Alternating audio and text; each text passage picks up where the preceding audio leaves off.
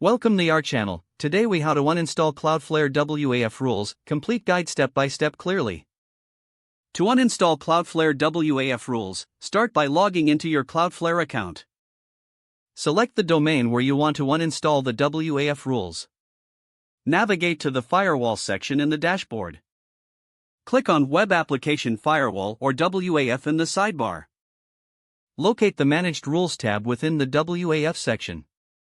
You will see a list of active rule sets. Identify the rule set you want to uninstall. Click on the settings icon next to that rule set. Select the option to disable or delete the rule set. A confirmation prompt will appear. Review the information and confirm your choice. Once confirmed, the rule set will be disabled or removed. You should receive a notification indicating the action was successful. To finalize the uninstallation, check the status of your rule sets. Ensure the rule set no longer appears in the active list. Take a moment to review any remaining WAF settings for potential adjustments. If needed, repeat the process to uninstall additional rules as required. Log out of your Cloudflare account to secure your changes.